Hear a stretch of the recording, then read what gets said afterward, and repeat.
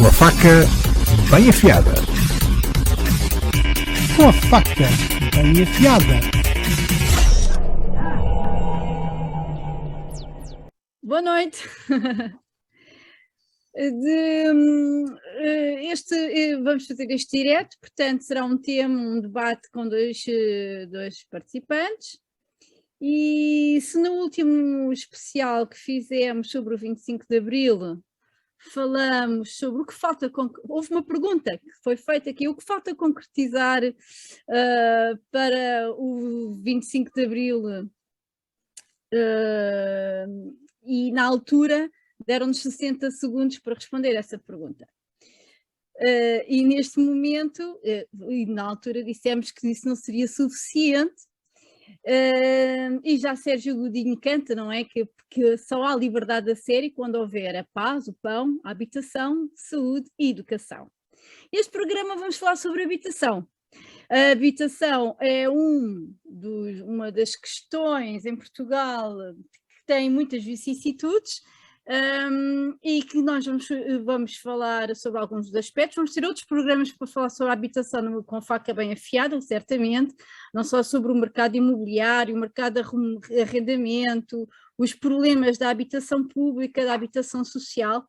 Mas neste programa da habitação decidimos falar então sobre a pobreza energética no parque habitacional português. E este é um dos desafios que Portugal tem de enfrentar para o futuro, e ainda por cima um dos desafios que está estritamente ligado com a questão do compromisso que Portugal assumiu de chegar à neutralidade carbónica em 2050. Portanto, porque os edifícios, o parque habitacional português necessita de fazer muitas transformações a nível de reabilitação urbana e até mesmo nas futuras construções, para que nós consigamos melhorar o nosso desempenho energético e com isso promover a neutralidade carbónica. Mas vamos só uma pequena introdução e convidar a Maria Germano a fazermos uma pequena introdução, nomeadamente sobre a habitação e sobre algumas das vicissitudes, Maria, sobre a questão, por exemplo, da habitação pública em Portugal. Podes-nos dizer alguma coisa sobre esse assunto? Olá, muito boa noite a todos, muito boa noite a quem nos está a ver e a ouvir em direto no Facebook, boa noite ao Pedro e também boa noite a ti. Ora bem, relativamente à habitação em Portugal, neste momento nós estamos com carências habitacionais complicadas, para não variar, não é? Porque a habitação tem sido um problema desde sempre e desde sempre não se consegue resolver, não se consegue arranjar formas de se resolver o problema. Apesar de ser um direito que está garantido constitucionalmente, pelo artigo 65º da Constituição, ainda temos muito caminho para fazer para termos uma habitação condigna para todos. Ora bem, temos habitação social, historicamente houve vários momentos onde se construiu bastante habitação social, nomeadamente no século XIX e no início do século XX, para fazer face ao boom das pessoas que vieram para Lisboa para trabalhar para a indústria, nomeadamente habitação mais de cariz operário, mas havia muitos bairros degradados, muitos bairros de lata naquela região. Lembro-me que havia ali um bairro ali na zona do Rio, que era o bairro da Minhoca, que era uma brutalidade, aquilo era medonho mesmo, na década de 30. Depois, mais tarde, na altura do Estado Novo, foram construídas também várias habitações sociais periféricas, na altura eram zonas periféricas de Lisboa, de acordo com vários modelos, que aquela casa tipicamente, que o regime na altura achava que seria uma casa tradicional portuguesa que nunca correspondeu às expectativas, que era a casa, que era um tipo de habitação que existe na Madre Deus, que existe em Caselas, que existe na Encarnação, daquele tipo de vivandinhas, com o quintalinho, tudo muito bonitinho, mas que nunca correspondeu a uma casa tradicional portuguesa rural, jamais, nunca. Mas pronto, era assim que era visto, isto sem cariz nenhum, era assim, ponto. Entretanto, depois, mais tarde, também foi construída, já se começou a construir em altura, nomeadamente, por exemplo, os Olivais, que também teve bastante habitação social. Depois da Revolução construiu-se também, houve várias iniciativas interessantes, até com iniciativas muito participadas, como o SAL, que era uma cooperativa de habitação, mas muito participadas pelas pessoas. As pessoas é que diziam como é que gostariam de habitar, como é que gostariam de viver. Isto só assim, em traços gerais, aquilo que me estou a recordar, em termos de políticas públicas de habitação. E mais recentemente, o PER, o Plano Especial de Realojamento, que ocorreu em Lisboa e no Porto, que sim foi o plano de erradicação das barracas, praticamente, e que erradicou praticamente os bairros de lata, e que foram construídos vários bairros sociais, tanto na área metropolitana de Lisboa quanto na área metropolitana do Porto, para alojar todas essas pessoas que viviam em condições degradantes. Curiosamente, só fazer aqui falar um bocadinho de números, que isto acho que é um dado curioso. Tudo aquilo que o Estado português gastou desde a década de 80 até 2011, portanto, em habitação, portanto, todo esse montante, gastou-se 14% só em habitação social. O grosso dos apoios que o Estado português deu para a habitação foi justamente na aquisição da habitação, nomeadamente a aquisição da habitação própria, com a questão dos bonificados. Obviamente que não foi assim, pronto, não sei se foi bom, se foi mau, há quem diga que tenha sido bom, há quem diga que tenha sido mau, portanto aproveitou-se uma conjuntura.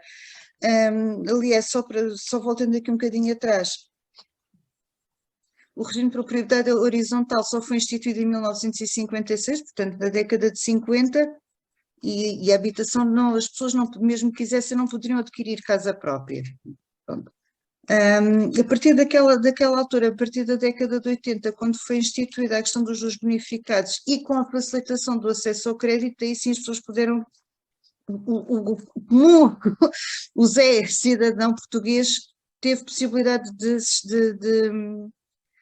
aceder à casa própria, portanto, e grande parte do montante que o Estado português gastou, isto é, investiu em habitação, foi justamente para o acesso à habitação própria. Agora, voltando um bocadinho em termos de habitação social, em 2018 foi feito um diagnóstico entre o IRU e as câmaras municipais do país inteiro. Algumas ainda não responderam a esse diagnóstico, mas foram já identificadas pelo menos 26 mil famílias, e que não corresponde ao total das pessoas que terão que ter outra habitação para se poder, que necessitam de uma outra habitação pública. Portanto, têm carências económicas graves e carências habitacionais graves, portanto, vivem em parques habitacionais extremamente degradados, e que aí o Estado vai ter que também dar uma ajuda, e esse montante está previsto a nível do PRR. Mas pronto, depois voltaremos ainda, que essa é outra questão que temos que falar. Ana? Sim. Já agora, pronto, e muito obrigada pela esta introdução, e eu queria aproveitar a presença aqui do Pedro Martins para falarmos um pouco então mais sobre a questão da pobreza energética dos edifícios em Portugal. Portanto, como sabemos, a pobreza energética está relacionada com a incapacidade de atingir um conforto térmico numa habitação, e tanto no aquecimento como no arrefecimento. E nós gastamos muita energia em Portugal para conseguir este conforto térmico, e por isso falamos no aumento das emissões de gases com efeito de estufa devido a este aumento de energia que é feito para conseguir este conforto térmico. Sabemos que vão haver algum esforço por parte do governo para financiar a reabilitação urbana, no sentido em que haja habitações com um maior conforto térmico e, por consequência, reduzir esta pobreza energética. No PRR existem algumas medidas com este objetivo. Há uma dotação de cerca de 610 milhões de euros só para a componente da reabilitação da eficiência energética em edifícios. Eu gostaria que me desse a tua opinião sobre estas medidas do PRR. E segundo a tua experiência, se achas que serão fáceis, difíceis de concretizar, qual é a tua impressão sobre esta situação, Pedro? Olha, antes de mais nada, boa noite a todos aqueles que nos veem e que nos ouvem. Ainda bem que analisaste agora o debate para aí, porque eu, de facto, de políticas públicas de habitação não teria muito a dizer, mas como cidadão, quer dizer, também considero que a esse nível ainda haverá muito a fazer, porque há de facto muitos portugueses ainda com dificuldades de verem o seu direito constitucionalmente consagrado do direito à habitação estar devidamente defendido, e mesmo quando a Maria Germano falou do PER, eu, por exemplo, vivo num concelho que ainda tem um grande aglomerado de famílias a viver em barracas e, portanto, também terá sido um plano que, do ponto de vista pleno, ainda não resolveu todos os problemas a esse nível. Mas correlacionando a área da habitação com a área ambiental ou com a sustentabilidade ambiental, falando na eficiência energética dos edifícios. É uma área que me toca mais, porque profissionalmente trabalho na área ambiental, embora mais ligada a uma área de sensibilização e, portanto, permitam-me ou desculpem-me que as minhas palavras canalizem sempre um bocadinho, como se costuma dizer, para puxar a brasa um bocadinho à minha sardinha. Mas é uma temática, de facto, eu considero muito importante. Muito importante, para já, porque do que tenho conhecimento, os estudos que vão sendo feitos sobre a energia energética das habitações portuguesas não nos deixam, como se costuma dizer, bem na fotografia. Portanto, há ainda um trabalho longo a fazer. E é até curioso porque nós vivemos num país conhecido por ter um clima relativamente ameno e onde essa questão, porventura, com algum esforço, com algum investimento, neste caso público e também dos particulares, pode vir a ser resolvido. E é importante que seja resolvido não só na ótica que tu falaste, numa ótica ambiental e neste combate e neste esforço coletivo e conjunto de tudo fazermos para combater as alterações climáticas, mas também tem a ver com o próprio conforto das nossas famílias, não é? E nós que passámos os últimos 2 anos com alguns períodos de isolamento, também foram bastas as notícias que nos disseram as dificuldades, não só do ponto de vista físico das próprias habitações e do espaço disponível para quando diversas pessoas tiveram que ficar ao mesmo tempo numa mesma habitação, mas também as questões relacionadas também com a eficiência energética que se foram falando e que se verificaram. Mas, de facto, é uma área onde é preciso haver ainda um esforço público grande. Eu não te consigo dizer, ou não vos consigo dizer em concreto, nem com números, qual tem sido o esforço nos últimos anos para tentar dar um bocadinho a volta a esta situação, mas sei que alguma coisa tem sido feita. O que acho, e talvez aí quando tu me falaste qual seriam, ou me perguntavas qual era a minha perspectiva ao nível da execução desses milhões todos que o PRR prevê para estas matérias, eu não sei, fico um bocadinho desconfiado, já porque nós, Portugal, como país, não somos conhecidos por norma, termos uma execução dos fundos que estão à nossa disposição em toda a sua plenitude. Mas também te posso dar um exemplo, quer dizer, há fundos que existem, há linhas de financiamento, fundos até através do Fundo Ambiental, também para estas questões, e por exemplo, agora recentemente houve um aviso do Fundo Ambiental para substituição de janelas, para substituição de portas, etc., cujo prazo acabou por ser alargado, exatamente porque havia uma execução relativamente baixa e, portanto, permitiram que houvesse mais candidaturas. E isso aqui levanta-me uma questão, quer dizer, é porque é que se existe esse dinheiro, ou se existem esses fundos, porque é que esses fundos não são amplamente divulgados? Porque eu ponho dúvidas que muitas das pessoas que nos estão a ouvir tenham conhecimento dessas possibilidades de financiamento e desses apoios públicos, quer através do Fundo Ambiental, quer através de outros, que possam usufruir para melhorar as condições das suas habitações.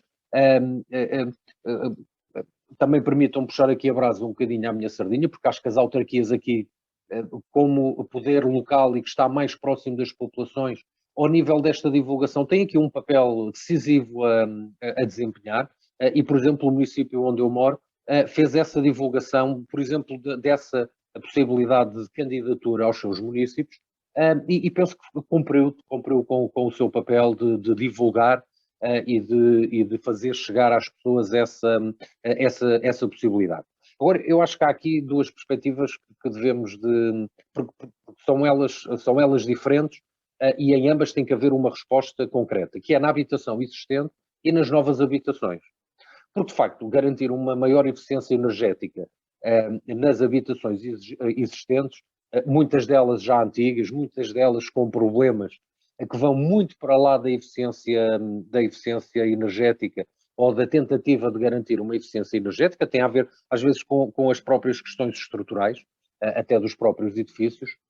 E, portanto, há aqui um trabalho que é mais difícil de implementar e há aqui um trabalho mais difícil de fazer e que tem que ser sempre feito. Tem que ser sempre feito com os particulares, portanto, com os proprietários dos edifícios. Não é? E muitas vezes estamos a falar de intervenções que só mesmo com um apoio significativo da parte do Estado é que os particulares também muitas vezes têm a possibilidade de poderem fazer as modificações nas suas casas que permitam melhorar as condições, não só as condições energéticas, como por exemplo, instalarem sistemas de reaproveitamento de água, por exemplo, ou criar sistemas que tentem aproveitar também, ou com a instalação de fontes de energia renovável, ou com painéis solares. De facto, vai havendo fundos para isso. Falta um bocadinho a divulgação. Aqui as grandes empresas nesta área têm também uma palavra importante a dizer, mas na construção existente é muito mais difícil.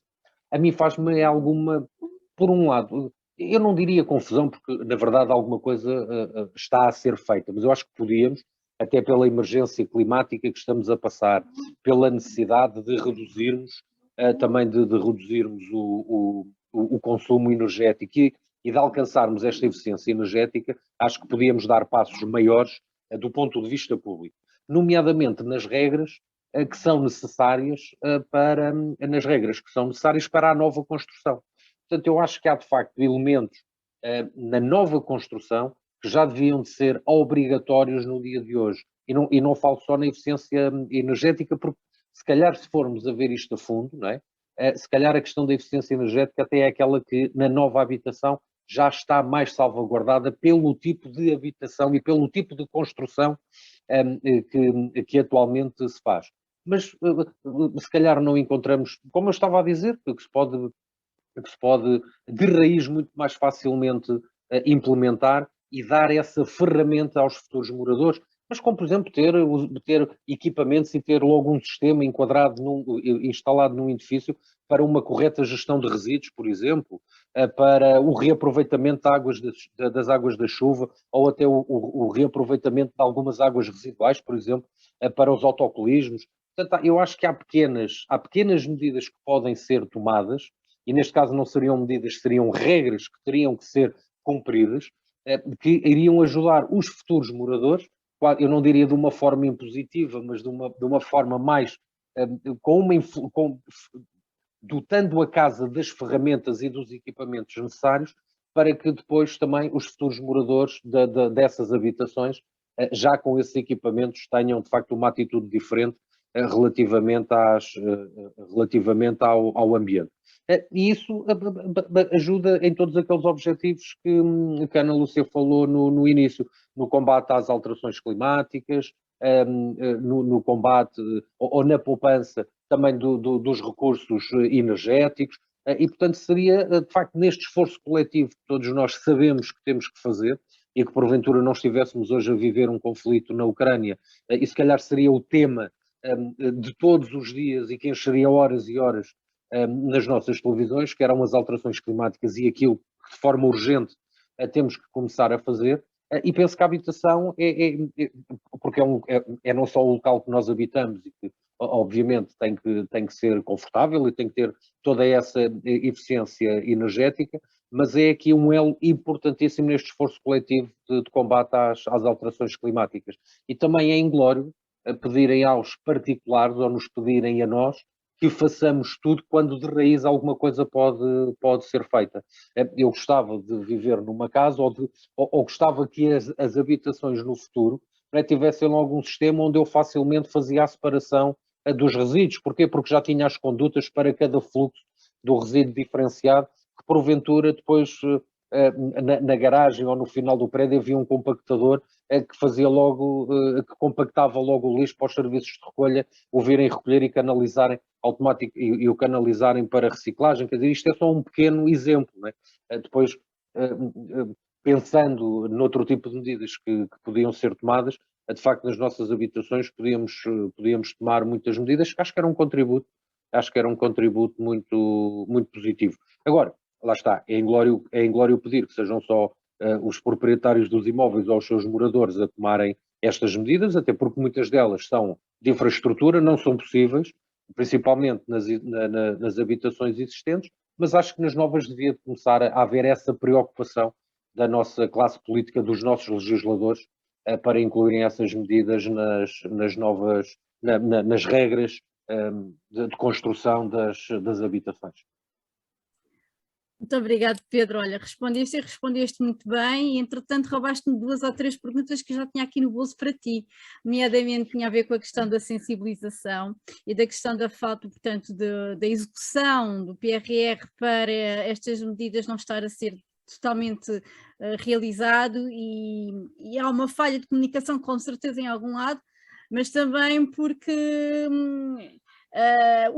todo o processo talvez de candidatura também não seja muito fácil, nomeadamente para as pessoas que realmente necessitam, para os proprietários privados que realmente necessitam, uma vez que trata-se de um reembolso, a pessoa tem que ter alguma capacidade financeira para fazer as obras ou para fazer um orçamento e o planeamento das obras, e por vezes isto não é fácil, não é? À partida começar-se logo e depois ser-se reembolsado. Mas é uma questão a pensar possivelmente no futuro para que sejam melhor executados. Mas nós falamos muito aqui da questão dos privados e eu gostaria de perguntar a Maria, porque toda esta reabilitação, estamos a falar desta reabilitação urbana no privado, mas também há muito a fazer no Parque Habitacional Público, ou seja, na grande maioria as construções que foram feitas são construções com muitas carências, construções em edifícios, principalmente a partir dos anos 80, talvez não tão bem planeados, e estes edifícios muitos já estão com grandes carências de infraestruturais e necessita de haver um grande um investimento também neste parque habitacional. Gostaria que falasse um pouco mais sobre isto também, Maria, e centrando nesta questão da reabilitação visando a pobreza energética e a melhoria das condições. Sim, de facto, eu conheço um bocadinho melhor a realidade aqui de Lisboa, não é? O Parque Habitacional Público daqui de Lisboa é gerido pela Gebalis, e sim, alguns está bastante degradado, até pelo uso, às vezes algum uso indevido, também logo na própria construção, se calhar foram utilizados materiais com mais fraca qualidade e pronto, e depois gera-se aqui a tempestade perfeita, não é? No próprio planeamento dos edifícios, às vezes se calhar poderiam ter optado por outro tipo de edificado que não fosse tão em altura. Nomeadamente, por exemplo, estou a ver aqui eu vivo aqui na Alta de Lisboa, que é uma zona onde existe o social mix, ou seja, portanto, colocaram pessoas que vieram, que foram realojadas no âmbito do PER e outras pessoas que adquiriram as suas casas, e pronto, e nós vemos, não é? Somos todos vizinhos, não é? E nós conseguimos perceber a diferença do edificado. E de facto as pessoas viviam em condições muito precárias, mas tinham as suas relações de sociabilidade, estavam habituadas a ir pedir a salsa à vizinha da frente, pronto, tinham aqueles seus ritmos normais de vida social, de quem vive na rua, vá. Metem-se num prédio, portanto, tem sido às vezes um bocadinho complicado, e nomeadamente, se calhar algumas famílias, pronto, por exemplo, pessoas de mais idade ficarem em apartamentos no andar mais elevado, se o elevador avaria, é um cabo de trabalhos para as pessoas virem cá abaixo, à rua, dar a sua voltinha, fazerem a sua vida, não é? Pronto.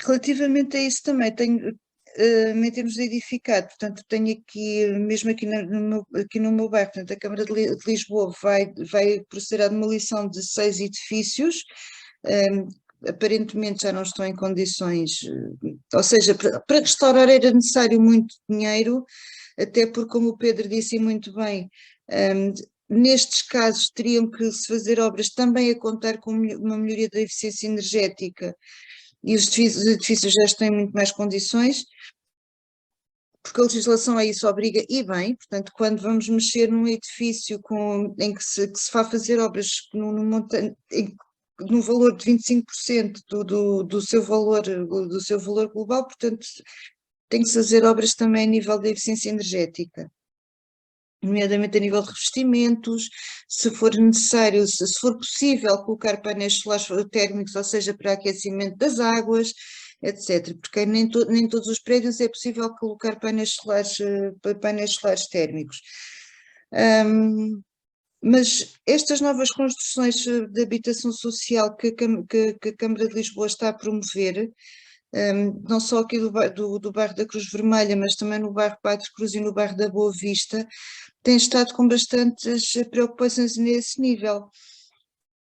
Ou seja, as casas, algumas já estão construídas, portanto são moradias, têm 3 andares só, mas é tipo moradia, com espaço para o quintal, também para poderem fazer a sua pequena horta, se quiserem. Têm painéis, que é obrigatório por lei desde 2006, têm painéis solares térmicos, também têm janelas eficientes, e os revestimentos também permitem uma maior impermeabilidade e pronto, para melhorar o seu desempenho energético. E sim, de facto, tem sido uma preocupação, porque vai diminuir muito a pegada ecológica destes edifícios. Agora, está-se a colocar aqui um problema que eu não sei como é que a Câmara vai resolver isto, que é o seguinte: as pessoas têm fogões a gás, não é? As pessoas atualmente cozinham no seu fogão a gás, e nas nossas novas habitações vão ter um fogão de indução, uma placa de indução. Claro que é mais eficiente e mais amiga do ambiente, etc. Mas os tachos não podem ser os mesmos. O equipamento tem que ser diferente. E um tacho que dê para uma placa de indução é cara. É sério, é bastante caro. Eu sei, porque eu tive que comprar quando vim para cá para casa. Por acaso tive sorte, apanhei-os em promoção e comprei em promoção, e mesmo assim ainda tive que gastar algum dinheiro, e comprei só o básico, não comprei nada de mais. Agora, imagine uma família que necessita de mais equipamentos para poder cozinhar, não é? Vai ter que investir ali ainda bastante dinheiro. Não sei como é que a Câmara vai resolver, porque são pessoas que têm graves carências económicas, não é? E vão precisar de cozinhar, e aqueles tachos não vão dar. Pronto, lá com certeza que entrarão num acordo, penso eu, porque ou fazerem algum protocolo com alguma entidade fornecedora que consiga vender esses equipamentos mais baratos, não faço ideia, mas o que é certo é que são caros, os tachos são caros, não sei lá, um tachinho pequenino é capaz de custar 20, 30 euros, não, são caros, e pronto, as pessoas não têm esse montante para dar, para equipar uma cozinha inteira, não é? Agora, ainda voltando um bocadinho àquilo que o Pedro Martins estava a dizer relativamente à eficiência energética, de facto, a nível da construção nova, desde 2006, projetos elaborados a partir de 2006, esse problema está mais ou menos controlado.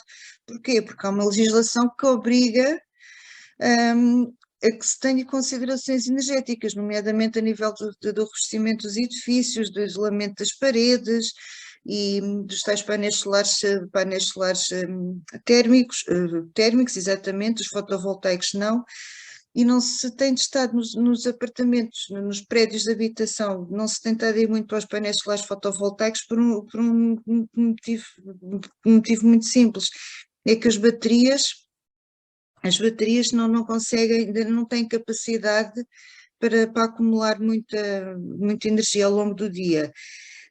E desde que deixou de ser possível vender a energia produzida para a rede, tem sido muito mais complicado, ou seja, tem que ser gasta logo. Ora, durante o dia as pessoas não estão em casa, à noite não há sol, temos aqui um problema, não é? Portanto, o que muitas vezes acontece a nível dos novos prédios, com coberturas que tenham uma boa exposição solar, que isso também está previsto pela lei, quais são são as condições mínimas para se poder ter um painel solar térmico ou fotovoltaico na cobertura do prédio. O que muitas vezes acontece é alugar essa cobertura para, por exemplo, um pequeno negócio, sei lá, um café, um restaurante, poder pôr o seu painel solar fotovoltaico ali, paga um X ao condomínio e pronto, e terá energia muito mais barata, porque é dele, não é? Pronto, e de facto há incentivos que as pessoas não sabem, não chegam ao comum dos consumidores, não sabem, as pessoas não sabem como é que podem fazer isso, e por outro lado, um proprietário individual fazer um investimento nas suas casas, por exemplo, basta as janelas, por exemplo, para que a coisa fique muito mais confortável. O problema é que as casas foram pensadas e foram projetadas com determinado rácio entre a permeabilidade dos materiais daquelas janelas com a permeabilidade das paredes, para também haver ventilação da casa, para evitar os bolores e umidades em casa. Ora bem, se nós vamos isolar tudo e se não se for previsto essa ventilação, a casa vai ficar mais úmida. Portanto, é necessário não só que a pessoa adquira os materiais, mas é necessário também que haja um projeto de engenharia, não é? Para que as casas fiquem não só confortáveis termicamente, mas também com boa ventilação, porque senão os bolores também são uma fonte muito perigosa para a saúde, não é? Portanto, podem causar problemas de saúde graves. Portanto, ou seja, as pessoas não morrem da doença, morrem da cura, como se costuma dizer. E como é evidente, temos aqui também o problema de nem todas as pessoas e muitas pessoas não têm capacidade económica para adquirir, por exemplo, os caixilhos em PVC, por exemplo, que são de facto caros para apresentar essa fatura para depois ser ressarcida desse montante, que é ressarcida, isso eu não tenho a menor dúvida. O problema é que é difícil, se calhar. Seria mais fácil, neste caso, avançar para um protocolo como já foi feito, e os meus pais aproveitaram isso, porque a minha irmã os chateamos, porque eles achavam que estava tudo muito bem, e que há uns tempos com a empresa deles, fornecedora de eletricidade, que eu obviamente não vou fazer aqui publicidade, mas fez um protocolo com algumas empresas de caixilharias em que havia um desconto. Eu já não me lembro, mas ainda era um desconto valente, acho que ainda era um bom desconto à volta bem de uns 30%, numa caixilharia de janelas, ainda é bastante, ainda faz bastante diferença no orçamento final. E então lá, eu e a minha irmã lá chateámos tanto que eles lá puseram as caixilharias novas. E de facto a casa é uma diferença louca. Por exemplo, o meu pai passava o inverno com a ponta do nariz roxa. Era autêntico, o frio de que aquela casa é gelada, ainda por cima tem uma má exposição solar. E agora isso já não acontece, portanto está-se muito mais confortável dentro desta casa. O grande problema, de facto, é a nível nível das remodelações, a nível da restauração urbana, porque a nível da nova construção a coisa está mais ou menos equilibrada.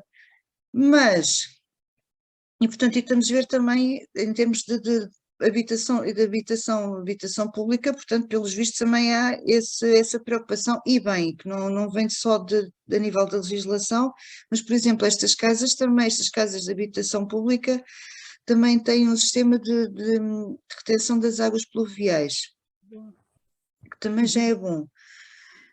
Maria, pelo que me estás a dizer, pronto, percebi que um bocadinho otimista relativamente ao processo, nomeadamente no que respeita à Câmara Municipal de Lisboa.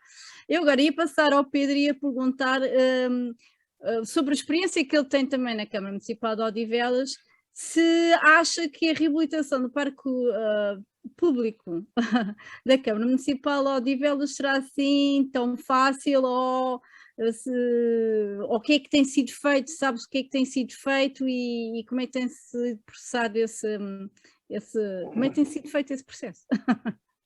Olha, eu não, pronto, não seria tentado a reportar-me diretamente ao município de Odivelas, porque também não será neste aspecto um município diferente de todos os outros, quer naquilo que os municípios e o poder local têm feito de bem, quer aquilo que o poder local tem feito de mal, embora seja uma Câmara, um município, uma Câmara Municipal, que tem de facto uma visão do ponto de vista ambiental focalizada, e portanto tem feito o seu papel e tem contribuído também naquilo que deve ser, lá está, este esforço coletivo de garantirmos uma maior sustentabilidade ambiental nas suas diversas áreas de atuação, e portanto estaria aqui de alguma forma a amassar-vos a falar das iniciativas que neste caso ou em concreto a Câmara Municipal tem vindo a fazer. Mas pegando, se me permitem, pegando um bocadinho naquilo que a Maria Germano falou, e puxando aqui novamente a brasa um bocadinho à sensibilização e à informação, mesmo estes apoios, ou mesmo esta dificuldade que muita gente tem em ter acesso a estes apoios, pelo investimento inicial que tem que fazer para depois ser ressarcido pelos projetos que eventualmente tem que apresentar para que as coisas fiquem bem feitas, também não há nada como explicar às pessoas que ao longo do tempo é um investimento que tem um retorno não só do ponto de vista da comodidade na sua habitação e no conforto que passam a sentir, tem a vantagem do ponto de vista ambiental e tem também depois um retorno económico ao longo do tempo. Portanto, se calhar, se as pessoas forem sensibilizadas ou não focalizarmos unicamente no investimento inicial que a pessoa tem que fazer, mas nas vantagens ao longo do tempo, não só económicas, mas também que ao longo do tempo têm, se calhar haverá uma disponibilidade maior também para fazer esse investimento que se calhar, que sendo elevado e que para todas as famílias não é de facto possível, é possível de certeza para mais famílias do que aquelas que têm usufruído destas candidaturas e destes fundos. Mas queria voltar um bocadinho àquilo que falei na minha primeira intervenção, porque continuo a achar que o setor público e o Estado têm aqui, de facto, um papel decisivo a fazer, porque o Estado não constrói só habitação social, o Estado, por exemplo, constrói escolas, não é? E, por exemplo, eu que trabalho muito com escolas, e não citando nenhuma delas em concreto, mas eu tenho escolas onde durante o dia tem que ter as luzes acesas porque o arquiteto fez a escola de tal forma que os corredores por onde os alunos têm que circular entre as diferentes salas de aulas, não veem a luz do sol, porque a construção não foi feita dessa forma. E é uma escola relativamente recente e que até ganhou um prémio de arquitetura exatamente pela forma e pela arquitetura da própria escola. E, portanto, há pouco, quando eu referi que há de facto regras que devem de ser implementadas, e agora permito uma expressão, se calhar estamos também na fase de serem regras um bocadinho fora da caixa, ou seja, mais daquilo que a Maria Germano disse que tem sido feito de 2006 para a frente, não é? Porque nós, relativamente ao ambiente, já percebemos que tudo aquilo que temos vindo a fazer não tem sido suficiente. Portanto, temos que fazer mais e de forma diferenciadora. E se calhar as escolas é se calhar um local, por excelência, para se implementarem essas medidas, porque são locais de educação e de formação por excelência, onde a sensibilização ambiental e onde as questões ambientais são muito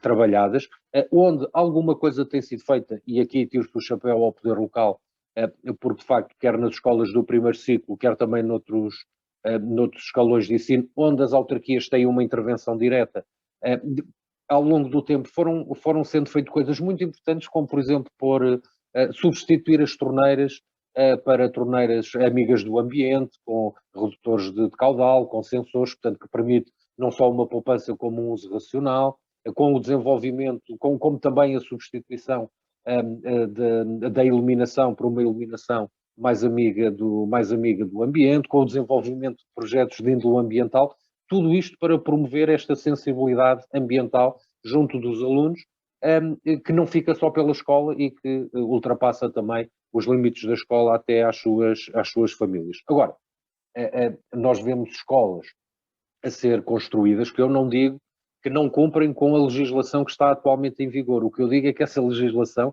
devia de estar a ser atualmente revista para outro tipo de medidas. As escolas, tendencialmente as que eu conheço, têm muita dificuldade em fazer gestão de resíduos, que é uma coisa, quer dizer, que nós passamos a vida a tentar sensibilizar e a tentar que as pessoas alterem o seu comportamento na forma como gerem o lixo que produzem, os resíduos que produzem, e depois num espaço de formação e de educação por excelência, como na escola, muitas vezes há muita dificuldade em implementar determinados projetos, porque a escola de raiz não foi pensada, a questão ambiental de raiz não foi pensada como também uma área de educação e uma área de formação. Não quer dizer que as paredes não tenham e a amplitude térmica e a eficiência, mas temos que ir para lá disso. Ou seja, isso para mim já é, e na atual situação que vivemos hoje, e com aquilo que temos que fazer, já, como se costuma dizer, já são os mínimos olímpicos que devem de ser garantidos.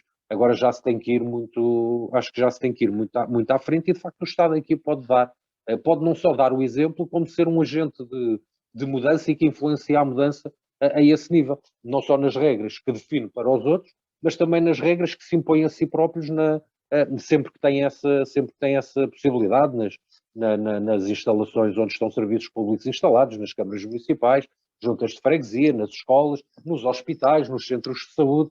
Ou seja, infelizmente o ambiente ainda assim continua a ser o parente pobre, muitas vezes, e acaba por ser sempre uma área sempre desvalorizada, e que não devia ser, e acho que tem que ser vista como uma prioridade também no planeamento de todas estas questões. Não sei se respondi ao que perguntaste. Obrigada, Pedro. Olha, já agora, sim, Maria. Lúcia, posso só dizer, eu vou aqui concordar com o Pedro, e claro que obviamente tens toda a razão, Pedro, mas só que há aqui um problema da nossa cultura. Nós só fazemos aquilo que somos obrigados. Se não se tiver que fazer, não se faz. Pronto, e infelizmente, se calhar está na hora da legislação, da própria legislação, dar um salto. Por exemplo, na Alemanha já é obrigatório, nas coberturas que são necessárias, a existência de coberturas verdes. Ou seja, em termos de aquecimento, já vi agora aqui diz um estudo que foi feito pela FCSH acerca do potencial de coberturas verdes aqui em Lisboa. Nós aumentávamos em 26% a capacidade, a cobertura, o verde, a área verde aqui ao nível da cidade de Lisboa. Sim. É muito. Maria Germana, e quantos terraços e coberturas? Eu, por exemplo, conheço uma urbanização no concelho onde moro, onde não faltam coberturas em todos aqueles prédios. Estamos a falar de uma urbanização, de facto, muito grande. Sim. E que serve de terraço, quer dizer, não tem, do ponto de vista ambiental, não tem qualquer tipo de aproveitamento. Podia ser, de facto, uma mancha verde que ali podia ser implementada, ou uma colocação dos painéis solares, o que fosse. Mas não houve essa preocupação de raiz, e depois também não podemos obrigar que sejam os proprietários, que sejam os moradores. Isso é caríssimo, hoje em dia ainda é caríssimo. Mas, por exemplo, na Alemanha e na Dinamarca, noutros países, isso é obrigatório. E é obrigatório porquê? Porque, muito embora não tenha implicações diretas a nível do arrefecimento dos edifícios, mas tem a nível do aquecimento. Claro. Já agora, Maria, deixa-me aquecimento, como são países muito frios, portanto gasta-se muita energia a nível do aquecimento, obviamente começa em termos até de eficiência energética do próprio edifício, baixa, não é? Claro, Melhor, claro. aumenta a eficiência energética. Faz sentido, aqui é que não. Nós aqui ainda estamos a dar os primeiros passos.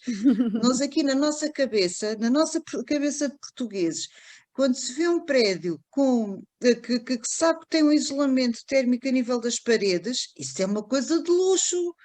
Não, não, é o que devia ser normal, não é? Aquilo era o que devia ser, e ainda bem que há legislação que prevê isso, mas na nossa cabeça isto ainda é uma coisa de luxo quando não devia ser. Que devia ser uma coisa básica, isto é uma coisa básica, uma pessoa não está com frio ou com calor dentro de casa, é básico, não é? Agora faz sentido uma pessoa estar no inverno cheia de cascóis em casa, ou de andar com 30 cobertores, ou de andar com não sei o quê, ou mais grave é isso, ver casas com carências tais de nível de energético, com instalações elétricas já desadequadas, terem não sei quantos aquecedores, haver um curto-circuito e as pessoas morrerem queimadas, que aconteceu aqui há muito pouco tempo, numa família aqui na área metropolitana de Lisboa. Isso é que não faz sentido. Isto é que me engana, porque as pessoas não podem estar a morrer porque as casas não estão adaptadas, porque as pessoas precisam de se agasalhar, não é? Claro. E morre-se. Olha, Maria, deixa-me só dizer duas coisas, vou saltar um bocadinho o meu papel de moderadora, só vou dar aqui 2 bitites sobre a questão. Coberturas verdes. Em Lisboa, além da questão do conforto térmico das habitações, as coberturas verdes teriam uma ação muito importante na questão da prevenção de inundações. Também está estudado o efeito, portanto, das chuvas a cair numa cobertura verde, principalmente na zona que nós temos ali, na zona de Lisboa, Avenida da Liberdade, por ali afora, até ao Rio Tejo, havendo coberturas verdes, ia prevenir imenso a questão das inundações. E era uma ação de adaptação às alterações climáticas que certamente iria ter efeitos não só sobre a questão das chuvas mais intensas, como também na questão da subida no nível médio do mar. Portanto, coberturas verdes, muito bem. Segundo ponto sobre as coberturas verdes, infelizmente nós não temos tecnicamente ainda em Portugal a capacidade de fazer este tipo de intervenções. Há muito poucos bioengenheiros, bioarquitetos para o fazer. Eu estou a falar também de experiência própria, que eu ia falar relativamente à questão dos municípios fazerem também a sua ação climática através da reabilitação dos seus edifícios. Conheço alguns que o têm feito, nomeadamente Lolé, Braga, Setúbal, que têm feito muito pela eficiência energética do município através da reabilitação dos edifícios públicos, ou seja, não só nas escolas, nos parques desportivos, todo o parque desportivo, a questão dos serviços, dos edifícios dos serviços municipais. Portanto, tem feito um esforço enorme para recuperar, não só através de fundos comunitários, como através do Fundo Ambiental, mas houve essa tentativa, nomeadamente eu conheço o caso de Setúbal, de fazerem também a questão das coberturas verdes ou fachadas verdes, mas não conseguiram tecnicamente encontrar pessoas que o pudessem desenhar. Portanto, quando falavas também da questão, as nossas casas têm grandes problemas infraestruturais, não nos permitem nós vivermos em conforto térmico, não é? Portanto, através dos equipamentos, através da própria construção, dos materiais usados na construção. Isso dificulta essas intervenções. Portanto, como disseste há pouco também, às vezes mais vale deitar abaixo e voltar a fazer de novo. E isso vai ser muito complicado, mas não vai haver muita alternativa sobre isso. E agora saltei do papel de... Já dei os meus bitados e vou passar outra vez ao papel da mediação. Eu tenho aqui uma pergunta que foi-nos feita para a Sónia, de Sónia Costa, que nos fala de uma questão também muito interessante, tem a ver com as casas pré-fabricadas, que agora estão à venda por cerca de 20 mil euros. São casinhas, algumas mais pequenas, também de materiais sustentáveis, muitas em madeira, já com alguns com painéis solares e recuperação de água. Eu gostaria que vocês dissessem a vossa opinião sobre este tipo de solução para o nosso parque habitacional. Vou começar pelo Pedro e depois vou passar a Maria, 1 minuto a cada um. Olha, eu acho que são casas muito giras. Pronto, quer dizer, mas também para não querer induzir em erro, eu não tenho conhecimento técnico para falar sobre esse tipo de habitação, comparando com a habitação tradicional que habitualmente estamos habituados a utilizar. Por alguma pesquisa que tenho feito, e que tenho feito para além do sentido estético. Eu acho que é ainda um nicho de mercado que está em crescimento aqui em Portugal, que eu acho que quem pretender adotar esse tipo de habitação, que deve tentar perceber muito bem o que é que aquele tipo de habitação implica, porque por muito que nós tenhamos um clima tido como ameno, não é? Eu acho que há condições mínimas de habitabilidade que devem de ser, e de segurança, que devem de ser garantidas. E, portanto, eu, como eventual futuro cliente, se assim vier a ser, era o que faria. Portanto, era o que sugiro, era que tivesse essa atenção. E pronto, pedindo desculpa porque não tenho de facto conhecimento técnico, podia dizer não, são excelentes, então as de madeira são 5 estrelas, mas podia estar a induzir em erro porque não tenho esse conhecimento relativamente a esse tipo de construção, nem ao tipo de fundação, nem pronto, mas nada como fazer essa avaliação e ser um comprador exigente e um consumidor exigente. Maria. Olha, eu relativamente a isso, tal como o Pedro, também não tenho um conhecimento técnico. Também acho muito giras, porque eu gosto muito de madeiras, mas uma irmã de uma amiga minha tinha uma, portanto ela depois entretanto teve que vender a casa, teve que se mudar, e o sonho da vida dela era ter uma casinha de madeira e teve. E ela gostava muito de lá viver, portanto, e essa minha amiga dizia-me que a casa era extremamente confortável, portanto, já devem vir preparadas, inclusivamente pronto, para ter uma maior eficiência térmica também, ter um melhor comportamento térmico, digo eu, mas houve ali um pequenino problema, que houve uma vez que se partiu um vidro, teve ali um problema com o vidro, e foi muito complicado arranjar um vidro para a medida daquelas janelas. Porquê? Porque elas não eram standardizadas, porque como as casas são modelos que são importados, portanto os tamanhos das janelas não são standardizados com os nossos, e foi difícil a substituição da janela.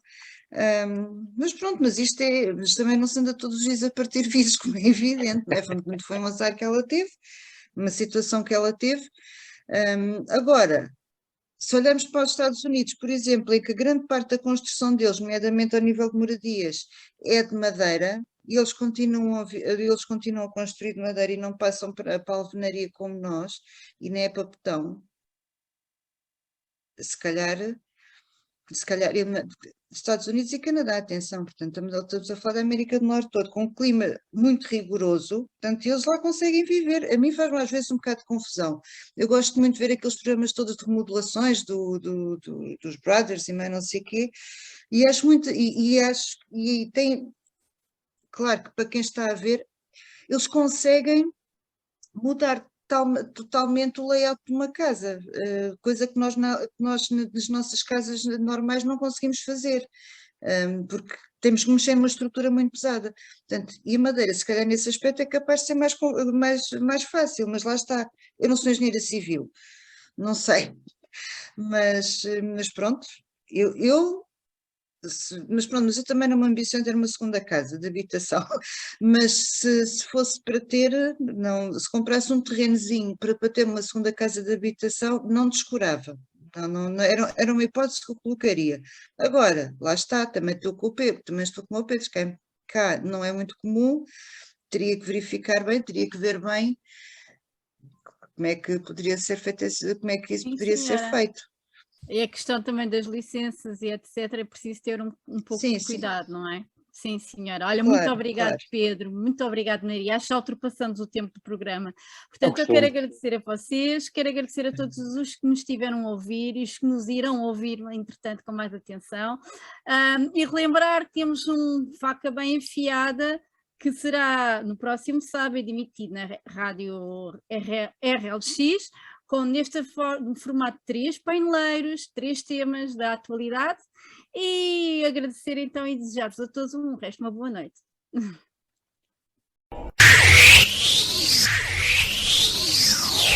Com a faca bem afiada. Com a faca bem afiada.